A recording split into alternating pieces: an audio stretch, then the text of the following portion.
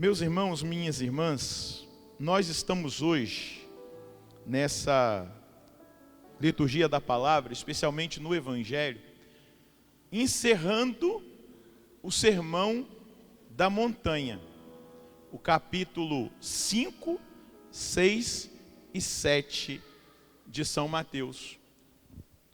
Quando Jesus, como novo Moisés, ele senta no monte para trazer o ensinamento do Pai, para ensinar aquilo que ele ouviu do Pai para os seus discípulos, para discipular aqueles que foram tocados por ele, chamados por ele, atraídos por ele, atraídos pelos milagres, pelas curas, atraídos por aquilo que ele já estava, a fama dele que estava se espalhando. Então ele senta e ensina.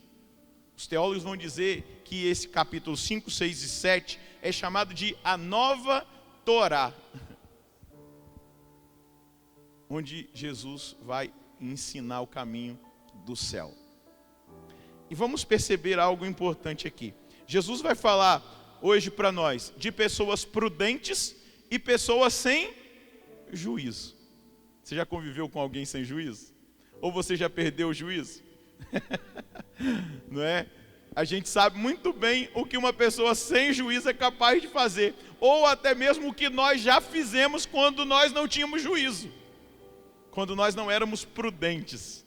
E Jesus ele vai mostrar algo importante, a temática que nós vamos perceber hoje, aquilo que Jesus está trabalhando. Você conseguiu perceber, colher o que Jesus está ensinando aqui no final do Sermão da Montanha?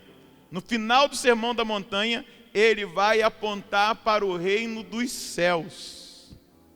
E ele vai dizer assim: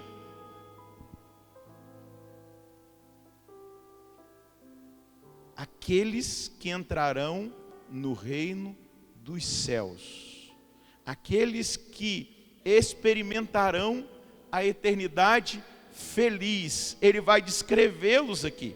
Primeiro ele vai dizer assim, olha: nem todo aquele que me diz Senhor, Senhor, entrará no reino dos céus. A primeira coisa que nós colhemos sobre isso, sobre essa realidade que deve chamar a nossa atenção pela seriedade. Jesus está falando de uma coisa muito séria, a entrada no reino dos céus. Então ele está dizendo a primeira coisa: não são as palavras que nos colocam no reino dos céus.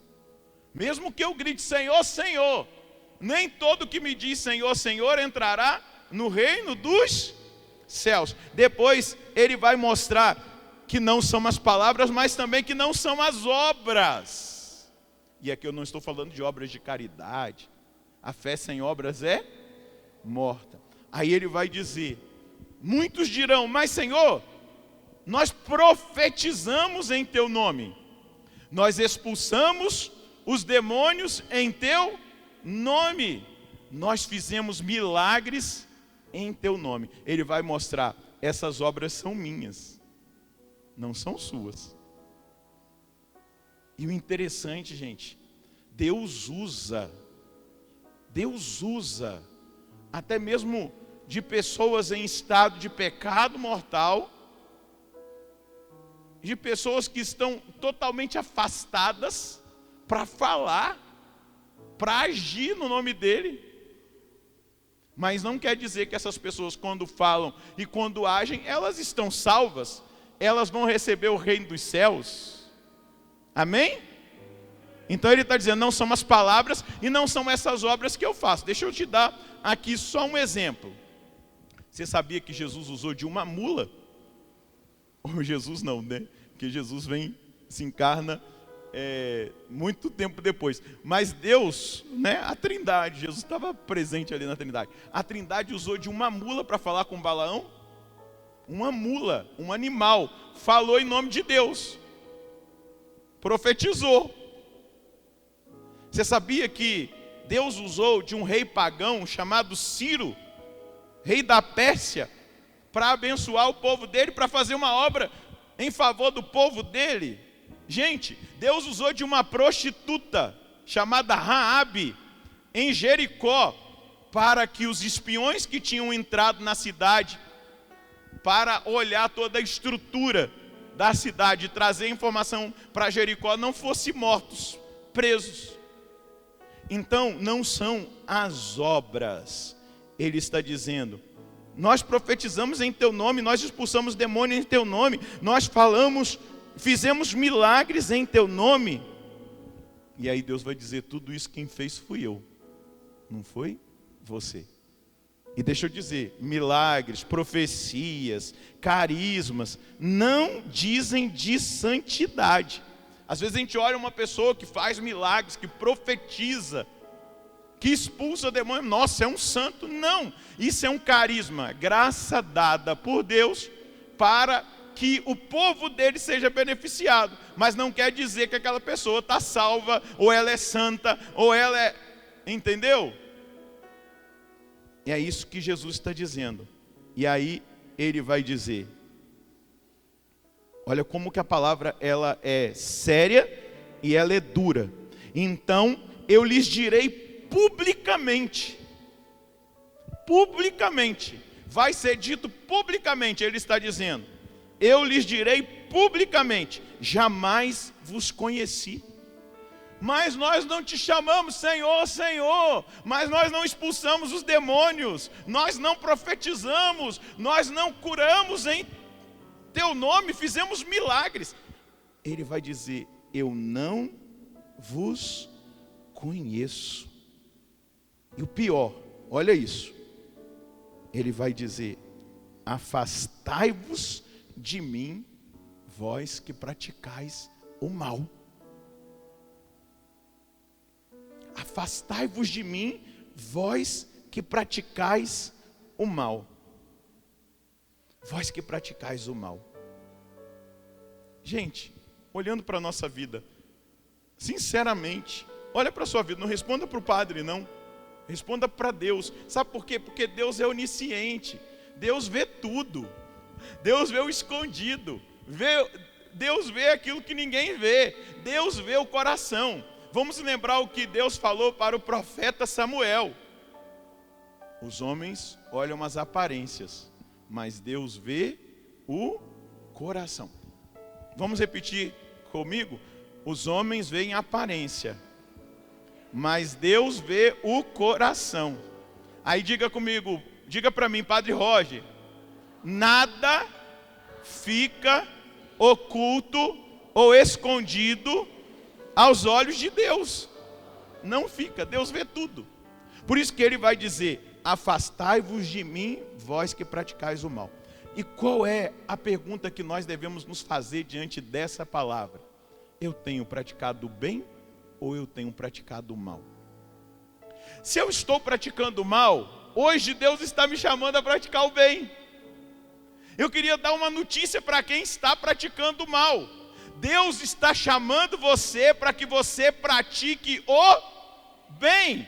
Você que está fazendo algo de errado, Deus está chamando você para fazer o certo. Porque Ele não quer no dia final dizer para você, afaste-se de mim. Ele não quer no dia final dizer para você, eu não te conheço. Ele quer dizer para você no final, vinde, benditos do meu Pai. Vinde, amados do meu Pai.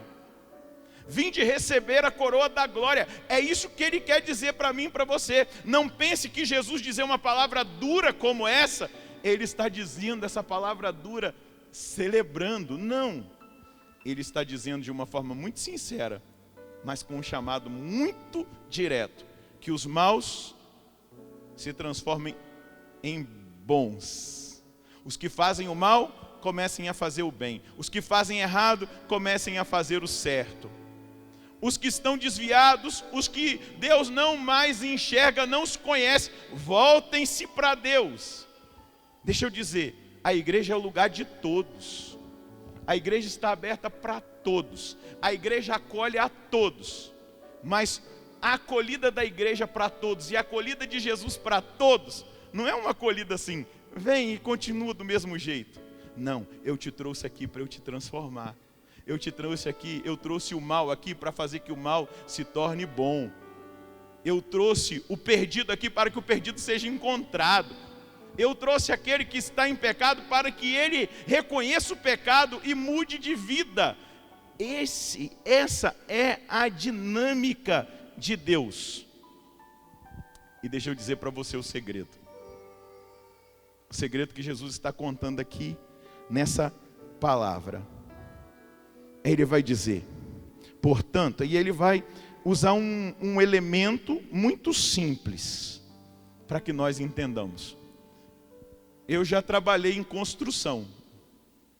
A casa onde a minha família morava, antes de desabar um morro em cima da casa, lá no interior do Rio, quem construiu aquela casa fui eu e o meu pai. Os fundamentos,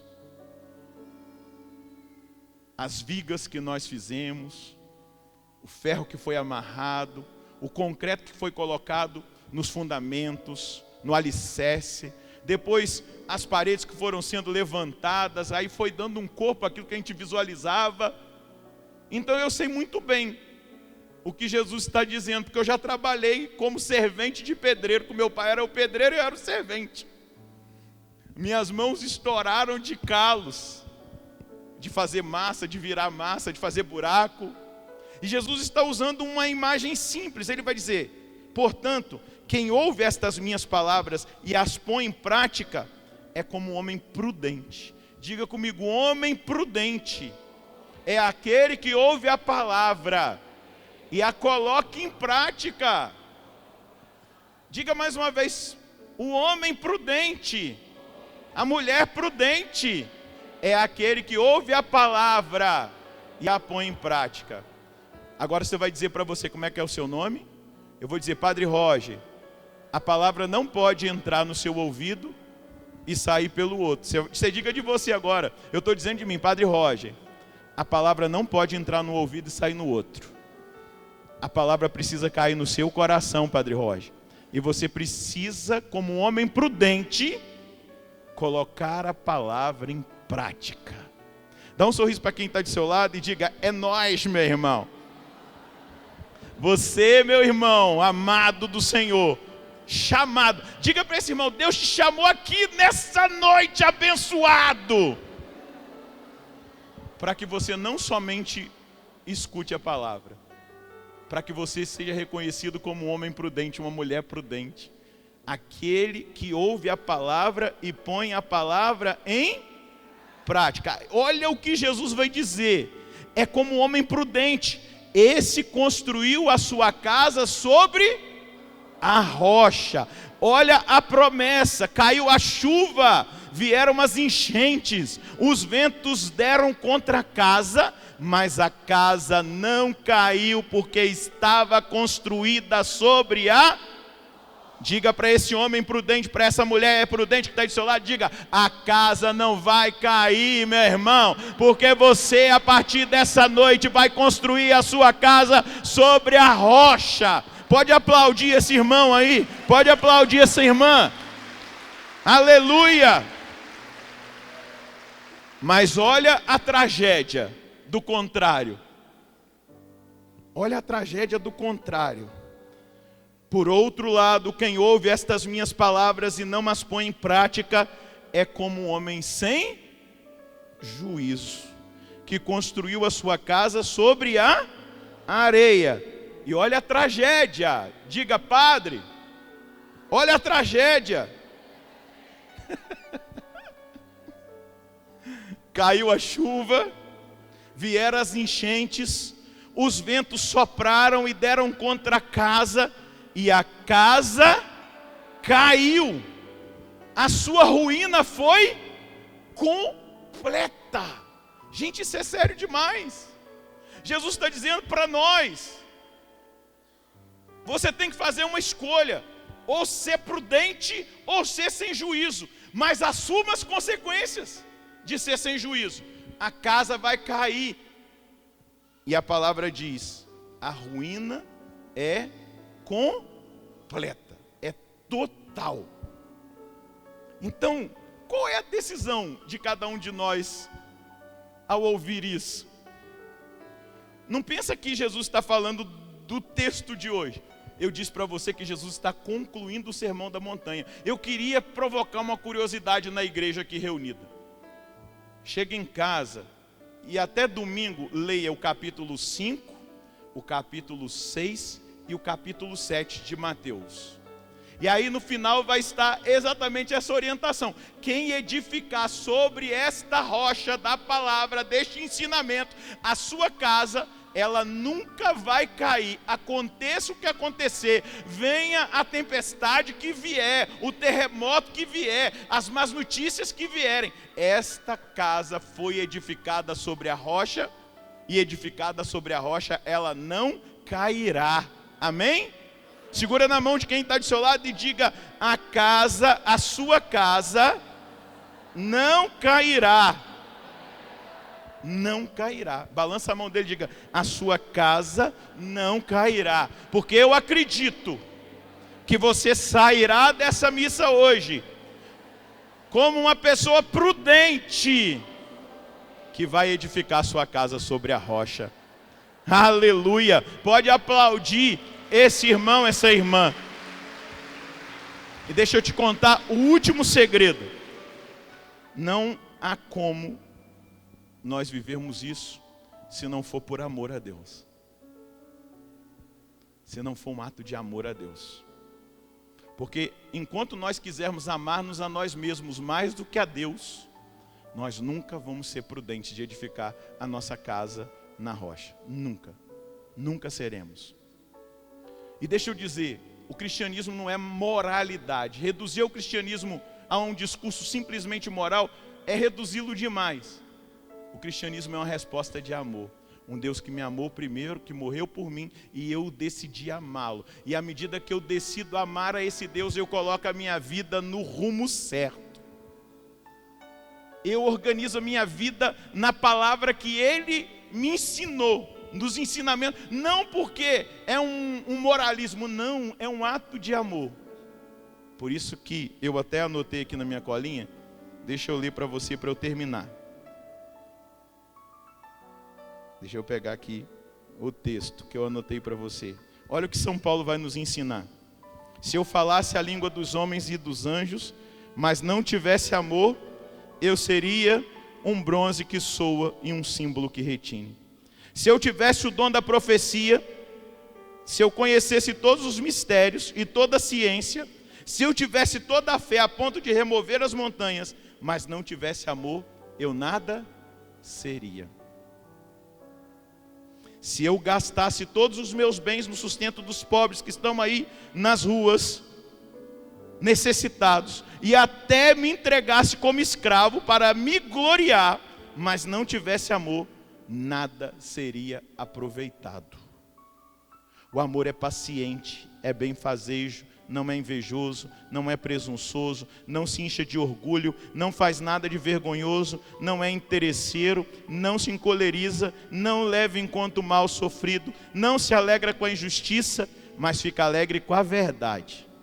O amor desculpa tudo, o amor crê tudo, o amor espera tudo, o amor suporta tudo. O amor jamais acabará. Eu termino dizendo para você, a homilia feita nessa noite foi um grito de amor de Deus querendo salvar o seu povo. Deus está gritando para salvar o seu povo, dizendo: olha, não são palavras e não são as obras que eu faço. É a sua vida como resposta de amor a mim que vai te dar o reino do céu.